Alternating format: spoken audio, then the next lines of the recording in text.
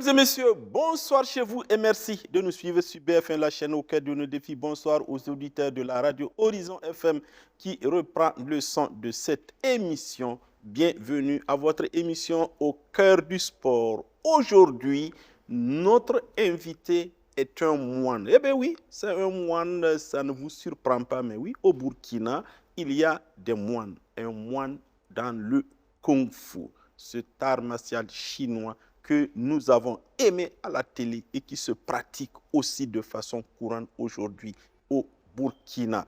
Notre invité, c'est Maître Oumar Coulibaly, moine et expert en Kung Fu.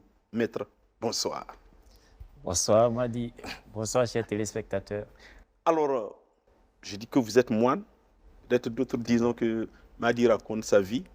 Maître Coulibaly, confirmez-nous, vous êtes moine, oui ou non? Merci beaucoup Madi. Effectivement, je suis moine guerrier du temple Shaolin, basé bien sûr en Chine. Et là, c'est depuis 2023 que nous avons été ordonnés moines, après un séjour de 2 mois passé au temple là-bas. Vous n'êtes pas nombreux en Afrique? Effectivement, on n'est pas nombreux. On n'est pas nombreux. D'accord. Alors, le doute étant levé, Oui. on va revenir à la base de notre émission. Au départ, j'allais dire, alors, Maître Coulibaly, le Kung Fu, c'est quoi? Comme je l'ai dit dans l'intro, nous, on voit les Jackie Chan, les Jet Li et tout ce que vous voulez, les Lai Li pour les plus anciens. Ben, c'est quoi le Kung Fu? Ok, le Kung Fu, c'est un art martial chinois. Alors, il faut le dire, c'est arrivé en Chine dans les années 525 avant Jésus-Christ, selon l'histoire qu'on a, et grâce à un Indien du nom de Bodhidharma. Voilà, et arrivé en Chine, et voulant transmettre d'abord aux Chinois l'art ancestral indien qui était basé sur la méditation. Donc, c'est pour dire que le Kung Fu même a commencé par l'aspect méditation, c'est-à-dire un travail d'esprit. Donc, cet Indien, ayant constaté que les Chinois étaient faibles d'esprit, c'est là qu'il a commencé à enseigner, je dirais, les bases du Kung Fu. Et après, les Chinois eux-mêmes, ils ont observé la nature, les animaux, et ont développé le Kung Fu comme on le connaît aujourd'hui et qu'on a vu aussi à travers des films chinois. Voilà, certains acteurs ont essayé de travailler pour démontrer l'aspect physique, martial du Kung Fu, mais qui est vraiment très vaste, qui va au-delà de l'aspect martial qu'on voit, quoi. Vous avez dit faible d'esprit. Ouais. Qu'est-ce qu'on entend par faible d'esprit dans l'art du Kung Fu? Dans l'art du Kung Fu, faible d'esprit, en fait, c'est quelqu'un qui n'arrive pas à se maîtriser, à se contrôler face, je dirais, à beaucoup de situations de la vie. Voilà. Et lorsque on est faible d'esprit, naturellement, le physique suit. Voilà. Donc, les émotions, on arrive à contrôler les émotions grâce à l'esprit qui est fort. Et pour fortifier l'esprit, il y a des exercices qui sont adaptés à cela. Alors, contrairement à ce qu'on voit, le Kung Fu, ce n'est pas l'art de la violence. Loin de là. Au contraire, c'est l'art je dirais, du développement personnel. C'est l'art de se maîtriser face à des situations. Donc, c'est l'art qui permet de se réaliser. Voilà. Si vous voyez aujourd'hui, comme nous l'avons dit, les Chinois font partie aujourd'hui, je dirais, d'un peuple exemplaire. Ça, c'est grâce à leur combativité, voilà, qui puise aussi, je dirais, essentiellement à travers le Kung Fu, si on peut le dire, parce que c'est vraiment une culture chez eux. Voilà. Alors, Donc, maître, parlez-nous maintenant des aspects physiques. Comment on apprend le Kung Fu? ok. Merci beaucoup. En fait, pour apprendre le Kung Fu, d'abord, c'est ouvert à tous. Hein. Il n'y a pas d'handicap. Bon, c'est vrai qu'il y a un âge minimal qu'il faut, voilà, pour commencer le Kung Fu. Et déjà, dans notre organisation, c'est 4 ans minimum. Voilà, une fois que vous arrivez, on va vous apprendre d'abord à maîtriser votre physique, c'est-à-dire à travers des attitudes, des postures et autres. Voilà, et après cela, il y aura des exercices pour vous apprendre à respirer.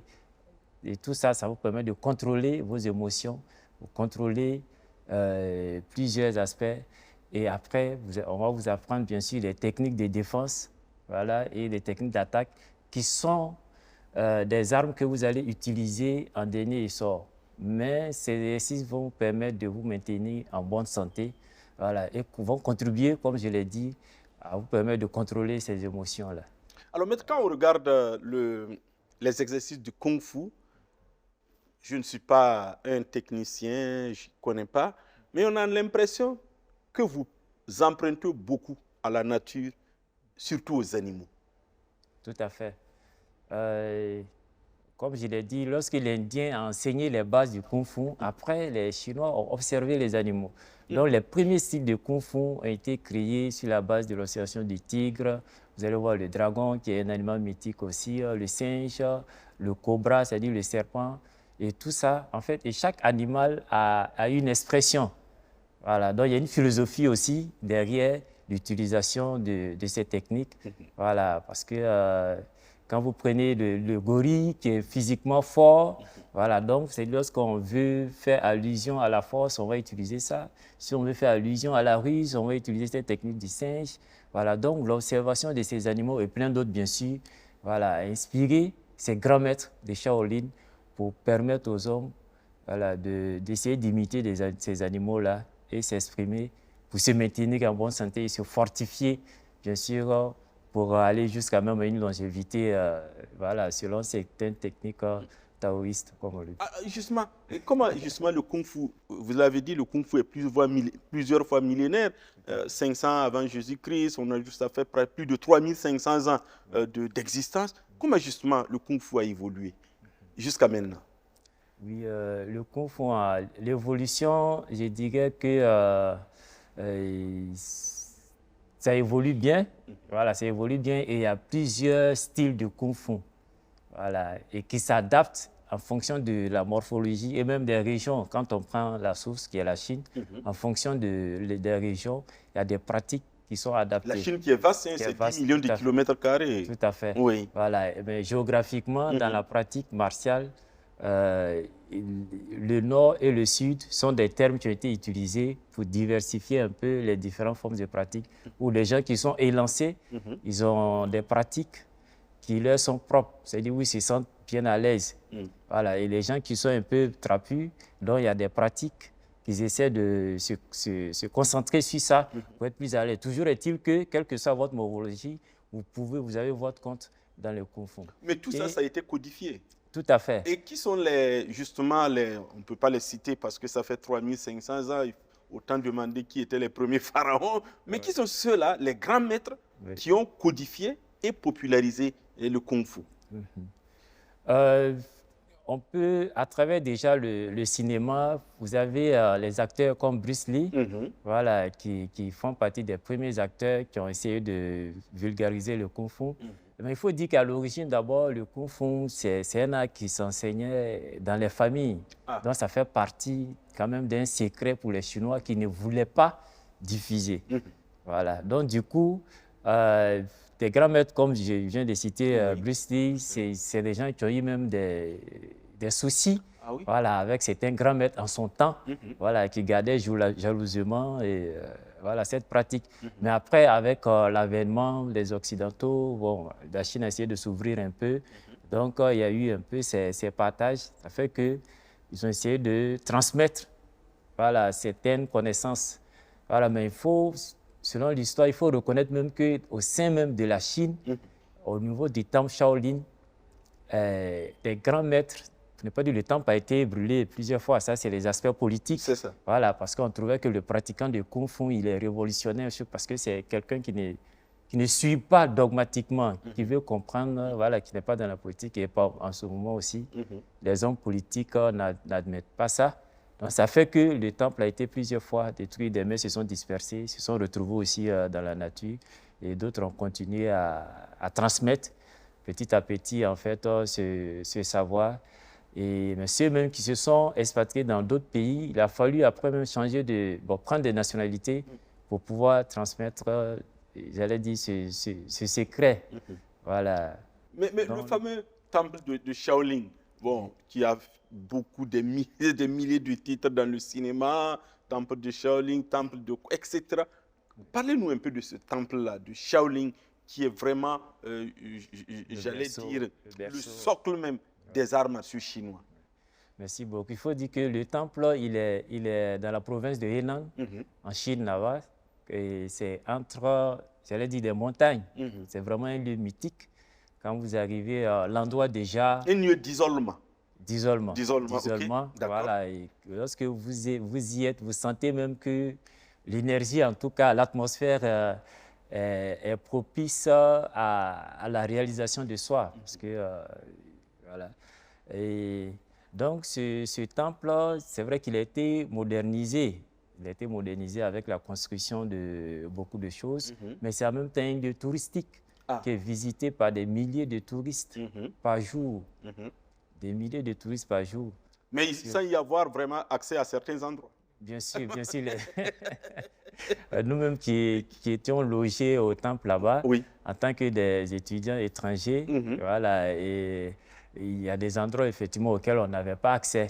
Voilà, mais il y a des endroits quand même où vous avez accès. Voilà, vous apprenez beaucoup de choses, mais il y a des endroits qui sont réservés. Donc, ça fait partie aussi toujours, comme je l'ai dit, de ce secret. Voilà, c'est chinois parce que c'est culturel. Parce qu'au-delà de l'aspect martial, c'est toute une philosophie qui est derrière.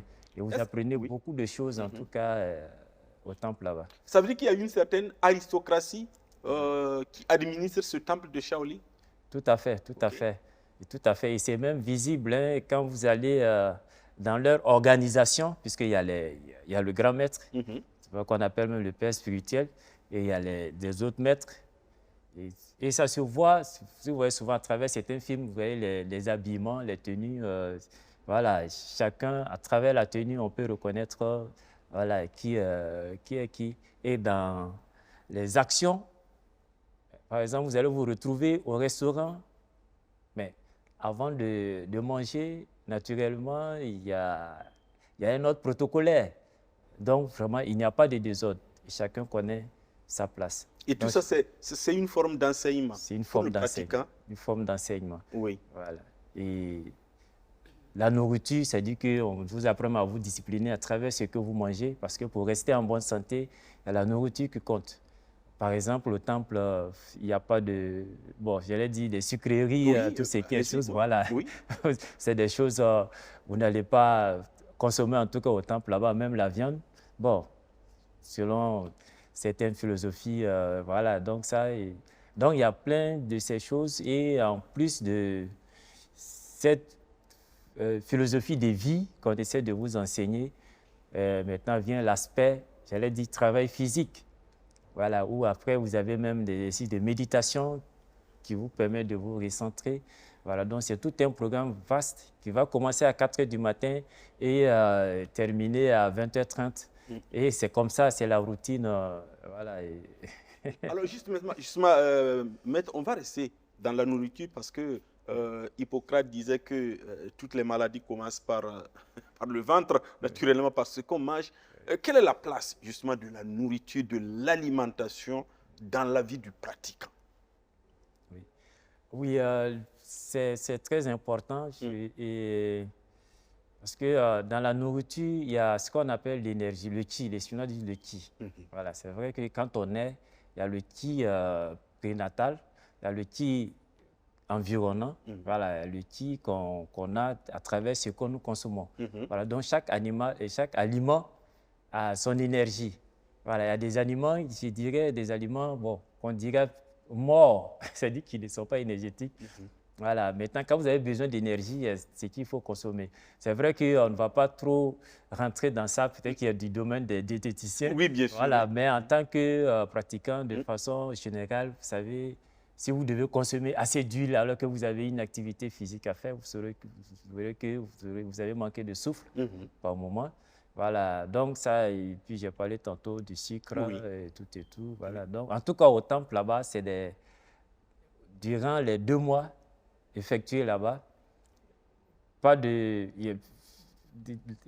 l'alimentation avec du sucre comme on avait l'habitude, je dirais. Mais après, vous vous habituez, vous prenez le thé sans sucre, voilà, vous prenez votre bouillie sans sucre. Après, vous voyez que quand vous avez du sucre, même ça vous dérange, quoi.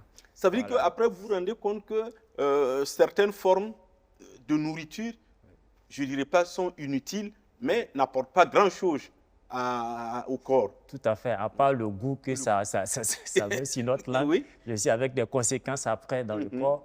Voilà, c'est vrai qu'on ne fera pas la contre-publicité Non, ce n'est pas notre objectif. C'est une réalité. Oui. Voilà, si nous arrivons à contrôler ce que nous consommons, je pense qu'on va mieux se porter et on sera assez productif pour notre famille et pour la société. Parce que si on n'est pas en bonne santé, naturellement, on ne peut pas faire des choses. Alors, voilà. Maître, avant de quitter l'aspect nourriture, vous n'êtes pas diététicien, mais le maître, le moine de Kung Fu que vous êtes, je ne dirais pas moine bouddhiste, parce que c'est le moine de Kung Fu, si vous devez conseiller quelqu'un dans son alimentation pour rester en forme, pour être comme vous, parce que là, on sent que la forme, vous en avez, qu'est-ce que vous pouvez conseiller quelqu'un dans son alimentation?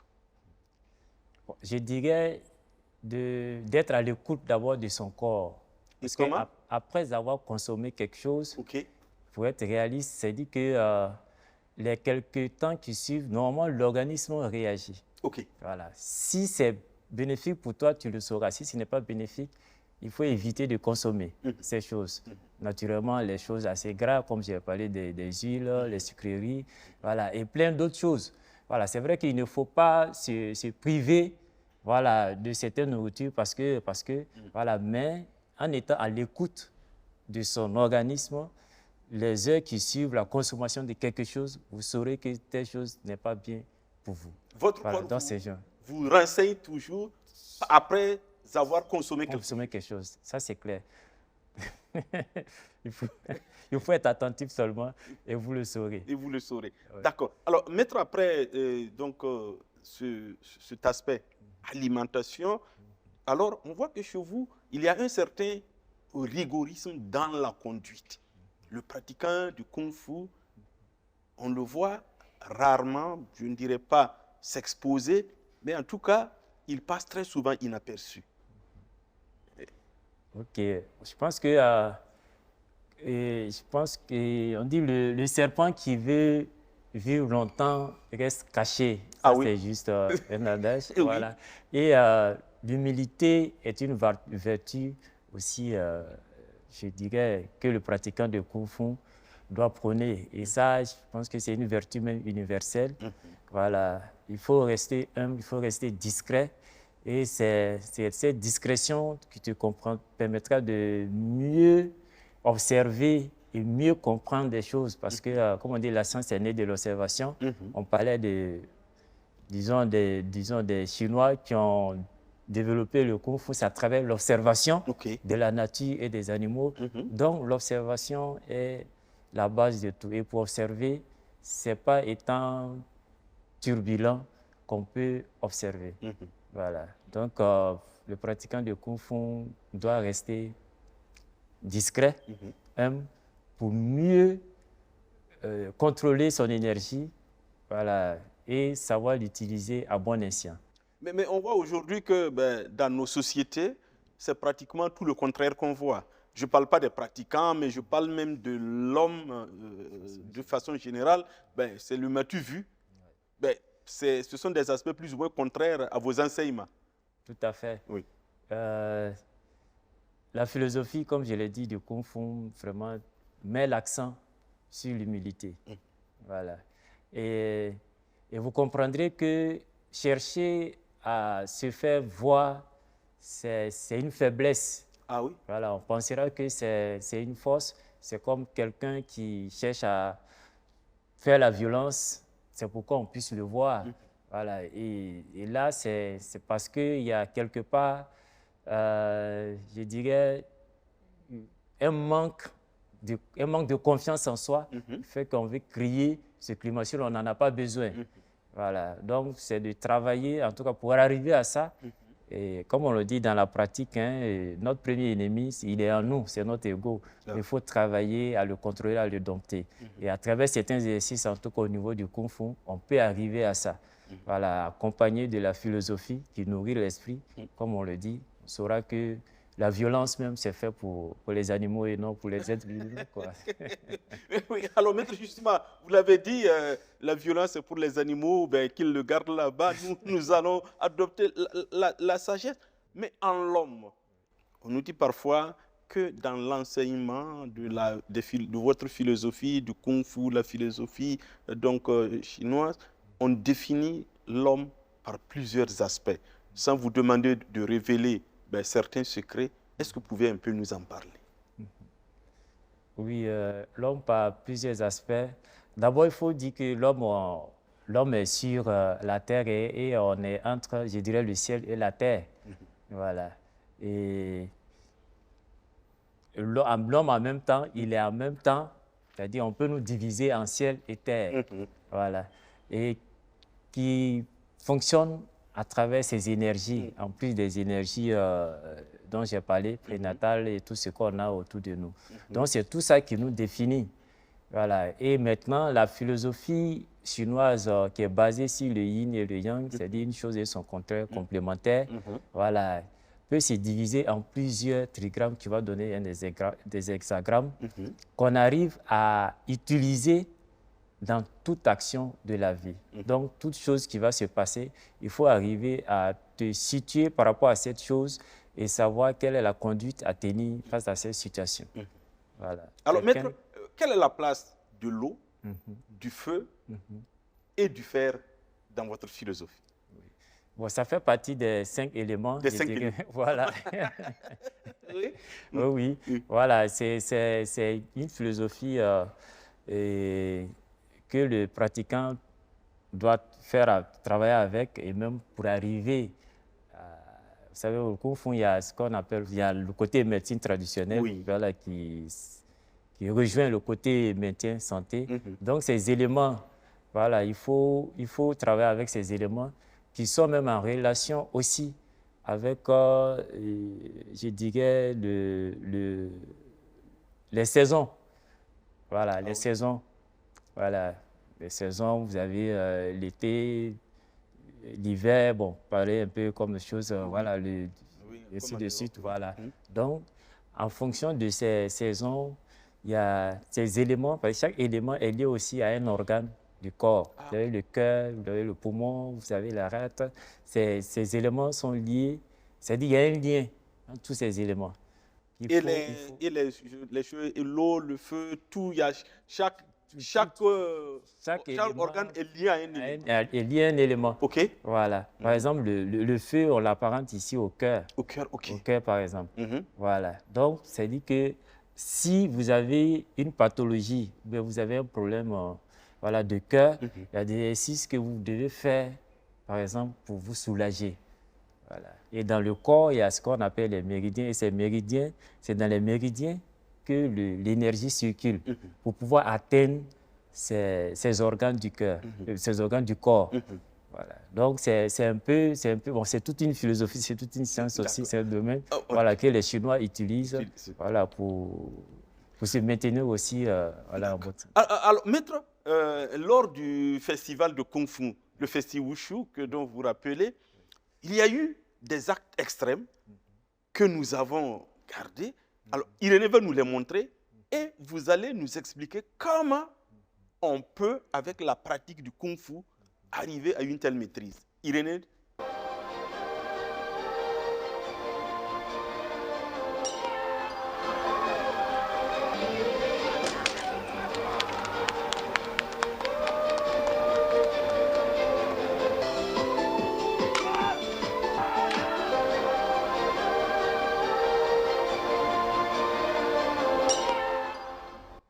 Alors, maître, ça donne des frissons. Tout à fait. Comment, avec la pratique du Kung Fu, on peut arriver à ce genre de choses? Merci beaucoup. Donc, déjà, la pratique du Kung Fu, ça aiguise l'esprit. Voilà. Et lorsque l'esprit est aiguisé, l'esprit devient fort et naturellement, il fortifie le corps. Il fortifie le corps et on peut utiliser ce corps pour faire des choses extraordinaires grâce à la manifestation de l'énergie interne, le Qi, comme je dis. C'est-à-dire que chaque être humain a le Qi en lui. C'est-à-dire que quand on est, on a une banque de ki. Maintenant, c'est à travers nos actions, tout ce qu'on fait, voilà, soit on les dilapide, et puis bon, après, ta banque, tu peux vider ta banque, quoi. Voilà. Voilà, mais à travers cette énergie, on peut voilà, cumuler et conserver ce ki, d'où la pratique des arts martiaux. En tout cas, c'est un facteur important pour travailler à canaliser, à rassembler cette énergie qu'après, on peut l'utiliser pour faire ces genres d'actions, comme c'est le cas, voilà, briser le bas de fer sur la tête, ou bien plier les lances avec voilà, la gorge. Voilà, en fait, c'est les manifestations de l'énergie, du ki. Oui, mais est-ce que quand vous en emmagasinez beaucoup, il n'y a pas aussi des effets contraires? Je dirais oui et non. C'est une fois que vous emmagasinez, comme je dis, certains emmagasinent par exemple les ki et après ils l'utilisent même pour faire des soins. Ah. Voilà. Il ne faut pas emmagasiner, c'est comme si vous prenez une batterie que vous chargez. Après, le trop plein d'énergie, si ça reste bon, ça devient chose. Mais il faut l'utiliser, on peut l'utiliser, il faut savoir l'utiliser. Voilà, il y a plusieurs, voilà, je peux me lever, aller me défouler sur un sac de frappe, ça c'est la manière de développer, par exemple, de disperser les trop plein d'énergie. Voilà, donc on peut l'utiliser effectivement à travers ces genres d'exercices, voilà, pour briser des choses, c'est une manière de dégager un peu l'énergie. Voilà, on peut développer son énergie aussi juste pour avoir... Mais si vous ne le faites pas sur le plan de la santé, il peut avoir des effets pervers? Si vous avez cette énergie-là, que vous n'extériorisez pas un peu comme ce qu'on l'a vu, en tout cas vous ne faites rien, vous l'avez, est-ce qu'il peut avoir des effets pervers sur la santé? Bon, en tout cas, l'emmagasiner sans l'utiliser, c'est clair que ça aura des effets sur vous. Voilà, mais comme j'ai dit, l'utilisation, il y a plusieurs manières de l'utiliser. Voilà, ça peut ne pas être de façon voilà, explosive comme ça, mais vous l'utilisez quand même. Sinon, il faut l'utiliser. Voilà. Oui, alors, maître, parlons un peu du Kung Fu. Au niveau en Afrique et au Burkina. Comment justement ce sport a été introduit au Burkina? Merci beaucoup pour cette question. Personnellement, moi je suis arrivé au Burkina en 2003. Et c'était à Bobo Dioulasso où nous avons implanté le premier club de dragon de Kung Fu. Voilà, mais avant de venir au Burkina, nous étions renseignés sur le Kung Fu à travers feu professeur Aboulaye Savadogo, qui était un expert, bien sûr, de Kung Fu, et qui nous avait déjà donné l'information sur les clubs qui existaient. Voilà, notamment, il y avait des maîtres comme experts comme Volbo Jacques, maître Benjamin Savadogo, Cabrel Léopold, c'était les maîtres en son temps, voilà, dont on avait l'information. Voilà, quand nous sommes en Russie, on n'a plus contact avec eux. Il semblerait qu'en tout cas, le Kung Fu est arrivé dans les années 80. Voilà, mais officiellement, et comme je l'ai dit, elle a été organisée en fédération en 2006. Voilà. Donc, c'est en 2006 qu'il y a eu la première fédération de Kung Fu qui était présidée par M. Pigbogoum Séraphin. Voilà. Et le Kung Fu a continué, en tout cas, à rassembler voilà, certains qui n'étaient même pas à la création de cette fédération parce qu'il fallait travailler à rassembler. Voilà. Si bien qu'en 2007, la fédération a pu organiser une première compétition internationale, même voilà, au niveau du Burkina ici. Et depuis lors, la première compétition ouest-africaine, bien sûr, c'était en 2007 au CIAO. Voilà, donc depuis lors, le Kung Fu continue son petit bonhomme de chemin. Mais il faut dire que le Kung Fu, il y a deux grands aspects. Quand on parle de Kung Fu, vous avez le côté externe, voilà, communément reconnu par le Shaolin, voilà, ainsi de suite. Et il y a l'aspect interne qui est le Tai Chi. Voilà, et le Tai Chi Chuan, il faut dire qu'il y avait un maître qui le faisait à Bobo, voilà, dont nous sommes issus de lui en tant que pratiquant de Tai Chi. Voilà. Sinon, nous avons commencé en Côte d'Ivoire avec... voilà. Justement, Irénée va nous montrer des images du Tai Chi où c'est vous-même qui pratiquez et vous allez essayer de nous expliquer, d'expliquer aux téléspectateurs ce que c'est. Oh, voilà, ça c'était dans la salle. Alors, expliquez-nous. Voilà. Et là, c'est un taolu, c'est un enchaînement de Tai Chi. Comme vous le constatez, les mouvements sont là, fluides. Et là, c'est pour travailler sur la circulation de l'énergie. Voilà. Donc, il fut un moment même en Chine, on avait, disons, interdit la pratique des arts martiaux. Ça, c'était, je crois, les politiciens. Et c'est le tai chi qui avait été retenu comme pratique pour son bienfait, voilà, sur le plan santé. Voilà. Donc là, c'est une forme issue du premier style de tai chi, qui est le style Shen, voilà, que nous avons appris avec notre maître Pierre Huygens, qui est élève de Panjung. Voilà. Donc le tai chi, effectivement, aujourd'hui reconnu même comme patrimoine mondial de l'UNESCO, et si bien qu'il y a une journée même internationale qui a été initiée pour la pratique du tai chi, je crois que c'est le 21 mars, voilà, pour ses bienfaits, parce que quel que soit votre âge, et c'est surtout conseillé pour les personnes de troisième âge. Ah oui. Voilà. Et même pour dire que vous êtes cardiaque, vous ne pouvez pas faire le sport, le tai chi est là pour vous accueillir. Ah. Voilà. Et où on peut apprendre le tai chi? Bon, avec vous naturellement, mais comment le faire? Voilà. Où on peut l'apprendre? Oui, nous sommes à l'espace culturel Gambidi. Ok. Voilà, les week-ends, les samedis, dimanches. Voilà, nous sommes là-bas. Celui qui veut faire le tai chi, en tout cas, nous nous trouvons là-bas de 16h à 18h. Voilà. C'est pas difficile parce que quand on voit ce que vous êtes en train de faire, bon, on peut se dire que c'est facile, mais bon, vous avez mis sans doute des années et des années pour pouvoir maîtriser. Alors, comment c'est les bases? Oui, d'abord le tai chi, et là, quand on dit tai chi, là, on est en train de se déplacer, c'est-à-dire qu'utiliser le chi. Il y a ce qu'on appelle le qigong. Ceux qui cassaient, par exemple, les casques que vous avez vus, c'est une forme de qigong, mais c'est le qigong dur, comme on le dit, côté Shaolin. Voilà, au niveau du tai chi, il y a le qigong souple aussi, voilà, qui peut se faire même étant assis. Vous faites des exercices pour travailler la circulation de l'énergie dans votre corps, pour juste vous maintenir en bonne santé. Voilà. Donc, la pratique du tai chi, ça commence aussi par juste des attitudes. On va vous montrer les éléments de base. Voilà. Et après, travailler juste la respiration. Voilà. Comment faire les mouvements de façon souple, les lâcher prise. Et puis après, vient ces enchaînements qui vous permettent de travailler en même temps aussi. Voilà, je dirais le mental, ça permet de vous apaiser.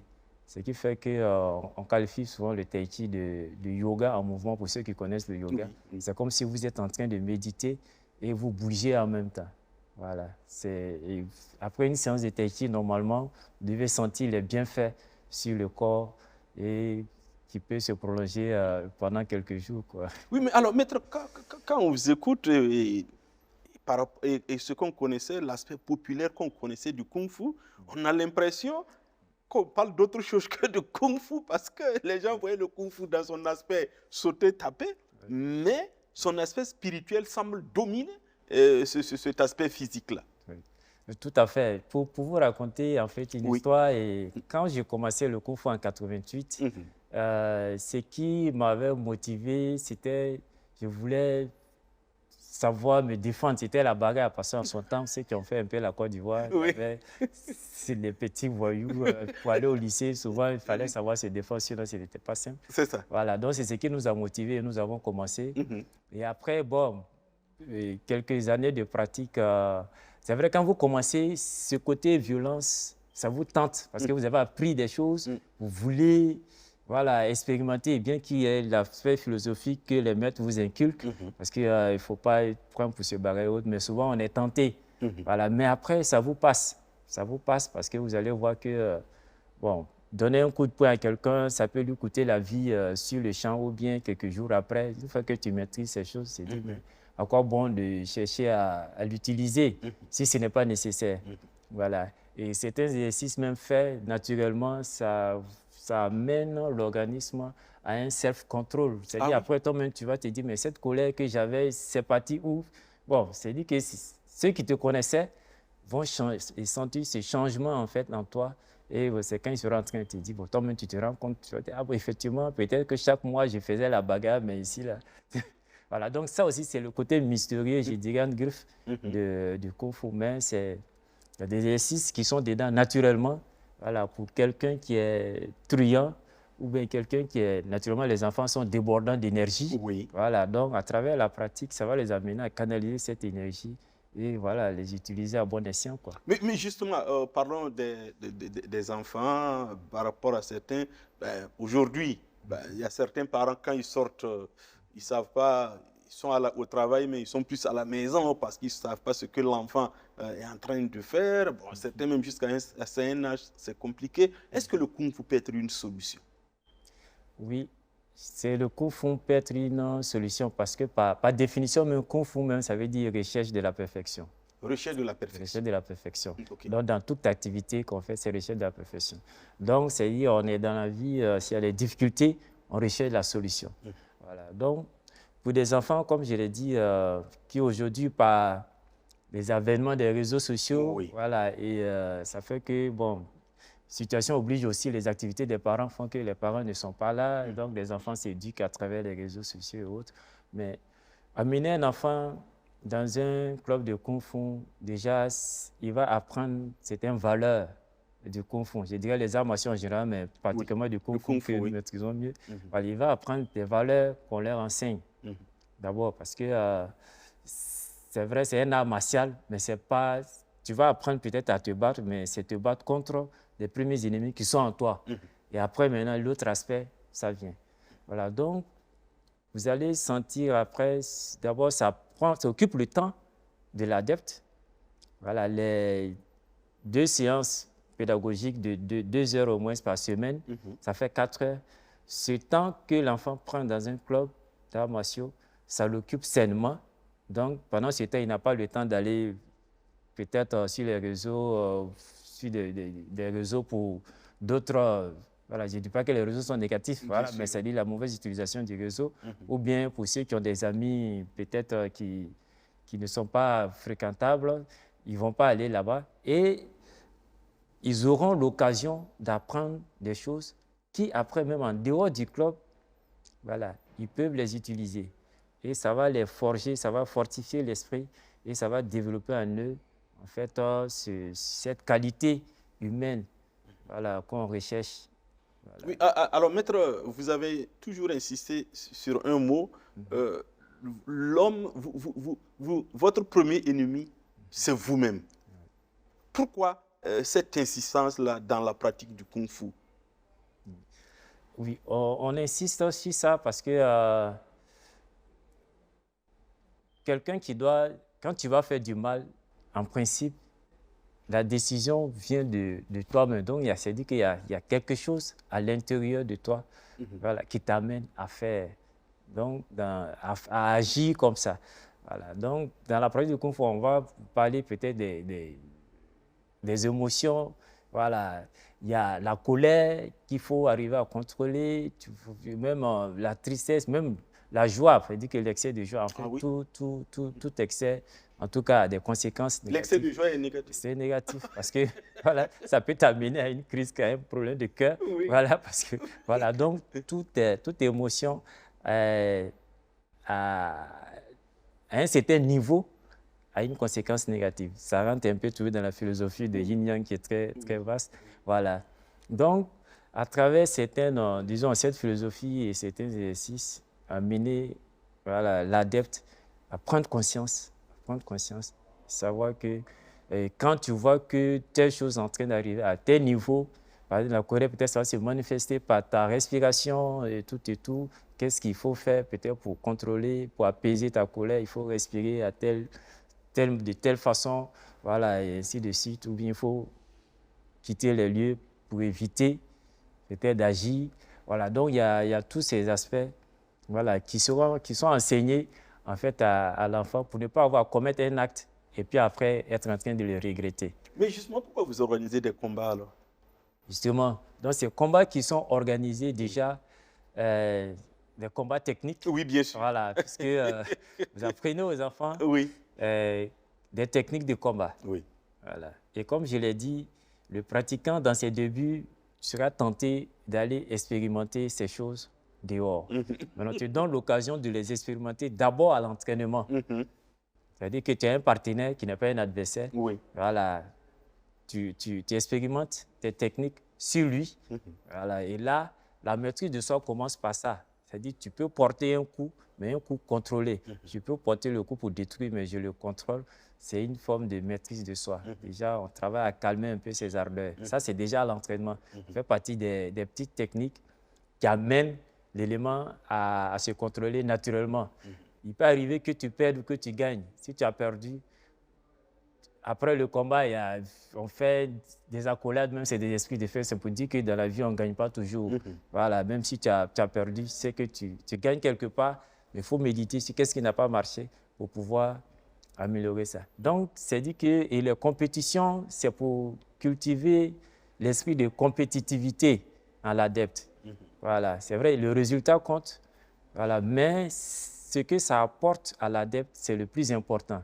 Voilà, c'est-à-dire que dans la vie de tous les jours, dans tous les domaines, si tu ne travailles pas à l'excellence, que tu sois élève ou étudiant ou travailleur quelque part, si tu ne travailles pas à l'excellence, je dis que tu seras à la traîne. Et si tu es dans une équipe, l'équipe ne sera pas productive. Tout de suite, dans la mission, je vois qu'il y a des techniciens, chacun en train de s'atteler. Voilà, chacun travaille. Et imagine s'il y a un élément de la chaîne qui ne fait pas bien le boulot, peut-être que l'émission ne va pas aboutir. Donc, c'est un peu ça, sous ces aspects, qui se travaillent à travers les arts martiaux. Mais pourquoi est l'usage des armes? Parce qu'il y a le sabre, il y a le bâton, etc. L'usage des armes dans le kung-fu, c'est quoi? C'est quelle leçon ça transmet? Ok, merci beaucoup. Donc, la première arme déjà au kung-fu, c'est le bâton, qui était la première arme aussi qui a été utilisée par les paysans pour se défendre, voilà, physiquement contre des brigands en son temps. Donc, l'arme constitue le prolongement du bras de l'adepte. Voilà, donc, vous avez les armes courtes et les armes longues. Voilà. Et avant d'arriver aux armes, on fait travailler la main nue avec l'adepte. Il travaille à la main nue et c'est après la maîtrise de tes bras, de tes jambes, que maintenant tu vas utiliser une arme qui va constituer le prolongement de ça. Mais en même temps, ces exercices qui se font avec l'arme ont un impact encore sur les différents organes du corps. Donc, ça peut toujours travailler à apaiser, voilà, le corps. Voilà, donc, indépendamment de l'aspect, utiliser l'arme pour se défendre, pour plus d'efficacité, voilà, la lance, le bâton, le sabre, ainsi de suite. Voilà, mais ça travaille aussi. Alors, maître, on est presque en fin d'émission. Plus on avance, plus on découvre les secrets du kung-fu. Alors, c'est vrai, c'est un art chinois, mais qui est aujourd'hui universel. Dans une société comme la société burkinabé, qui est en pleine mutation, où parfois il y a beaucoup de courants contraires, comment on peut utiliser la philosophie du kung-fu pour amener à comprendre que nous sommes un et peut-être indivisibles? Merci beaucoup pour cette question. Je disais que normalement, le premier adversaire, il est en nous. Voilà. Donc, si j'arrive à dominer cet adversaire, en principe, je verrai que je n'ai pas besoin de m'exprimer violemment envers l'autre. Si chacun arrive à être comme ça, naturellement, on sera dans une société de paix. Voilà, une société de paix. Et quand on est dans cette disposition aussi, naturellement, on est prêt à écouter l'autre. Très souvent, on est dans une violence parce que souvent, on s'écoute peu. Chacun est dans sa position. Peut-être sans écouter l'autre, il interprète ce que l'autre pense. Voilà, ça envoie peut-être des divergences de point de vue. Voilà, mais si on est dans un calme qui peut s'obtenir grâce à la pratique des arts martiaux, on sera mieux dans les dispositions d'écoute. Et plus on s'écoute, et mieux il y a la paix. Et l'autre aspect, la pratique des arts martiaux, ça permet de garantir la santé physique. Voilà, la santé physique, ça va peut-être empêcher les migraines où on va courir, aller acheter un produit rapidement. À travers les arts martiaux, peut-être des migraines, à travers des simples gestes, tu peux juste soulager, voilà, ton mal de tête. Voilà, donc, et en même temps, mieux on se porte, voilà, mieux on est productif. Donc, on sera dans une société, dans un groupe où chacun est opérationnel, chacun est en bonne santé, grâce à la pratique des arts martiaux aussi. Voilà, et je pense que voilà, c'est bon pour tous, quoi. Alors, maître, quel est le quotidien d'un moine de Kung Fu, du moine de Kung Fu que vous êtes, puisque c'est... Voilà. Quel est votre quotidien? Oui, donc il faut dire que, déjà, il faut préciser que nous sommes des moines laïcs, parce qu'il y a des moines bouddhistes. Oui, voilà, c'est ça, oui. Des moines laïcs. Laïque, oui. Voilà. Le quotidien, naturellement, aujourd'hui, moi, personnellement, je me suis mis dans une disposition où il faut arriver aussi à faire du Kung Fu une profession. Voilà. Ça, on est dans cette dimension. C'est vrai que c'est un art de réalisation de soi. Voilà. Mais en même temps, on s'est dit, il faut pour se donner le temps que les gens comprennent voilà, la chose. Si bien qu'aujourd'hui, on s'est un peu reconverti. Voilà, parce qu'on faisait d'autres activités, on s'est reconverti pour se concentrer uniquement au Kung Fu. Voilà, donc notre vision, c'est d'arriver à créer vraiment notre école en bonne et due forme. C'est vrai, on a une structure légalement reconnue, voilà, dans laquelle voilà, nous menons nos activités. Voilà. Mais notre objectif, c'est d'arriver à ça. Voilà. Donc, on s'élève naturellement, on réfléchit, voilà, on est dans le quotidien, je dirais, du Burkinabé ordinaire, voilà, mais tout en travaillant par rapport au projet qu'on a pour le meilleur développement du Kung Fu au niveau du Burkina. Mais quelle est votre relation actuellement avec le temple? Oui, je dirais, avec le temple, nous sommes d'abord en tant que disciples, nous sommes un disciple du temple, voilà, donc nous sommes en relation. Et au niveau Afrique même, il y a une organisation, la Fédération africaine, qui est basée en Zambie, qui a même fait déplacer des moines du temple dans le mois de juillet dernier. Voilà, ils ont fait une tournée africaine de Shaolin et nous avons été, ils devraient arriver au Burkina, mais pour des dispositions pratiques, ils n'ont pas pu venir ici. Mais nous avons été quand même les accueillir au niveau de la Côte d'Ivoire. En tant que représentant pays, je suis le représentant pays au niveau du Burkina ici, voilà, des moines de Shaolin, quoi. Donc nous sommes en bonne relation, voilà, et il y a un programme en tout cas qui est en cours dans la vulgarisation du Shaolin. Voilà, nous avons déjà fait, au niveau du Burkina, nous avons fait 2 éditions, voilà, pour enseigner. Voilà, il faut dire que le Shaolin, c'est l'aspect traditionnel, parce que dans le Kung Fu, il y a l'aspect moderne, il y a l'aspect traditionnel. Oui. Voilà, donc on parle de Shaolin traditionnel. Voilà, nous sommes dans les deux. Voilà, oui. Mais c'est l'aspect traditionnel. Voilà, donc nous sommes moines, bien sûr, que nous travaillons aussi à vulgariser, faire comprendre cette nouvelle vision. Et bientôt même, nous allons faire la 3e édition du Shaolin Tour, tournée en Afrique, au niveau du Burkina, pour transmettre encore cet enseignement de Shaolin. Alors, est-ce que, maître, vous êtes satisfait de la pratique du Kung Fu au Burkina? Satisfait, je dirais oui, parce que quand je prends de 2003, en tout cas actuellement, on sent de l'engouement. Alors, on sent de l'engouement. C'est vrai que le Kung Fu, naturellement, avec la réalité même chinoise était méconnue, parce que les Chinois même ils étaient réservés. Oui. Voilà, je pense que voilà, ils ont commencé à s'ouvrir. C'est ça aussi qui fait que le Kung Fu est en train de s'ouvrir. Voilà, il faut dire que le Kung Fu n'était pas assez bien connu. Mais aujourd'hui, au niveau du Burkina, je pense que le Kung Fu est en train de continuer ce petit bonhomme de chemin. Alors, maître, on est presque en fin d'émission, mais en tant que moine laïque, vous êtes quand même, c'est un peu l'aspect religieux que nous allons mettre en avant. Je voudrais, avant qu'on se quitte, que vous ayez un message de paix pour tous ceux qui nous suivent. Merci beaucoup. Je dirais que, en principe, on est tous des êtres humains. Voilà, donc, c'est-à-dire l'autre est ton semblable. Il n'y a pas de... C'est-à-dire faire du mal à l'autre, c'est comme si tu te fais du mal à soi-même.